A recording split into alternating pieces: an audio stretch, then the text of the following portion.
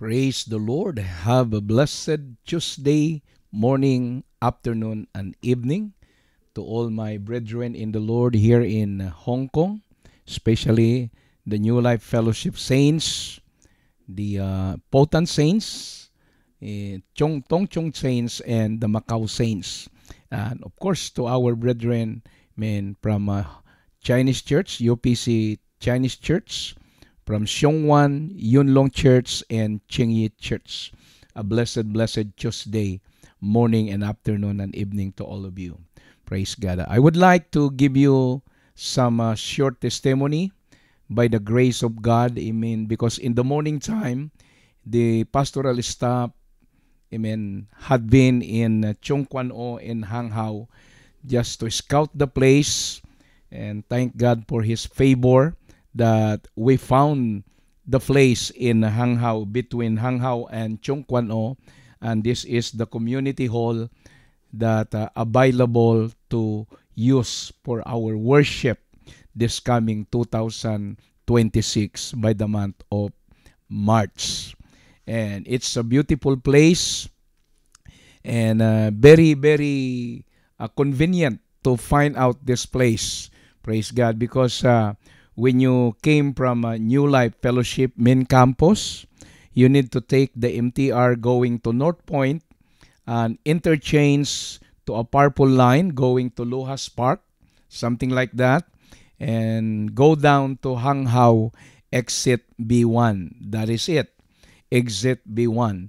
So from this MTR exit, you can walk around 3 to 4 minutes. Amen. 3 to 4 minutes and you will find, amen, the community hall here in Hang Hao in between Chung Kwan O. And thank God for this because we find out a favor, amen, that the administration staff, okay, of this community hall, amen, is welcome us as we inquire about our plan to book a place of worship in this community hall.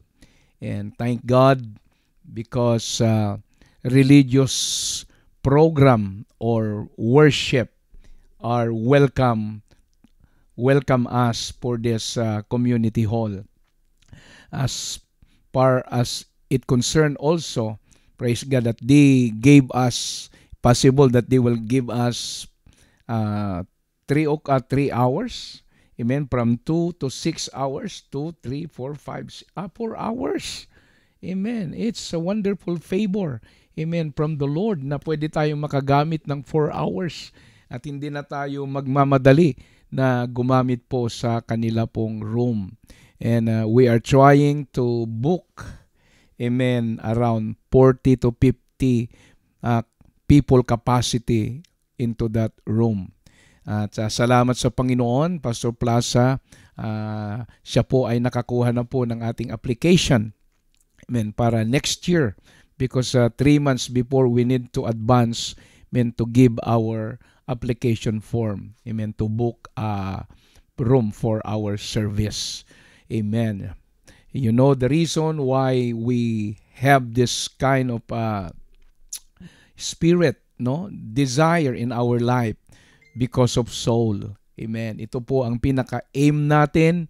Ito ang pinaka-goal natin while we are planning to have another church campus outside a New Life Fellowship here in Shek Tong Choi. That's the heartbeat of our Lord Jesus Christ. Amen. Hallelujah. To reach out more soul. Ang tao minsan mahirap ng dalhin sa church. Kaya ang church ang dating dalhin sa kanila.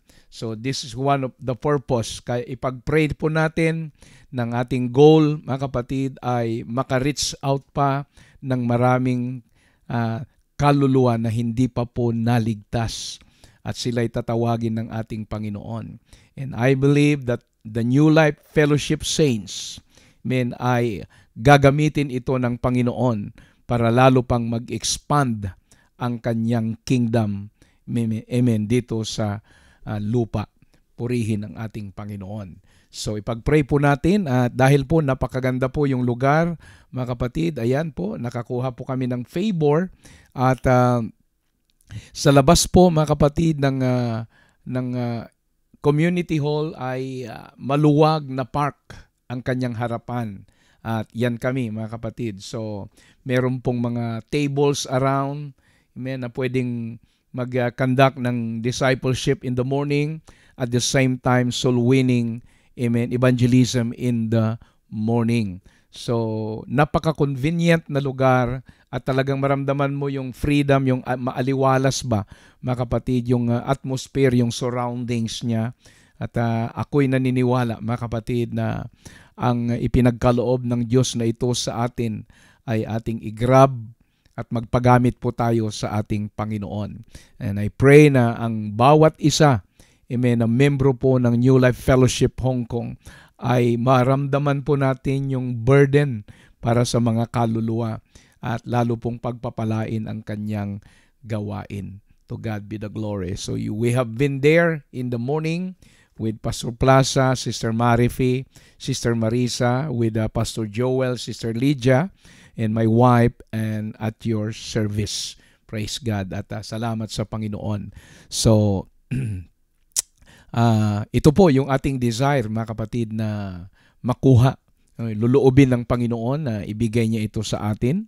Amen. Around 40 to 50 to 60, mga kapatid, na mag-grant po ang ating application na ibigay po ang isang maluwag na, praise God, worship place para po sa Chung Kwan O and Hang Hao. To God be the glory. So, sa inyong mga panalangin, mga kapatid, lagi po ninyong ilakip ito at huwag nating kalilimutan. Amen. Praise God. Ipag-pray ito na, praise God, maging victory. Amen. Ang ating launching, our first opening service this coming March, first Sunday of March next year, no, 2006. Maraming salamat sa inyong lahat, mga kapatid, at salamat po sa inyong pakikinig.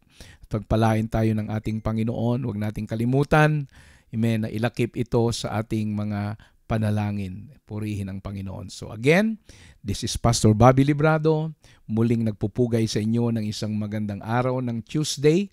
Amen, at manapa ang Diyos ang patuloy na magbuhos ng kanyang masaganang pagpapala sa bawat isa sa atin. Hanggang sa muli, ang nag-uulat at nagbibigay ng patutuo, Pastor Bobby Librado, ang nagmamahal sa inyo with the pastoral staff of New Life Fellowship. Thank you and God bless us all.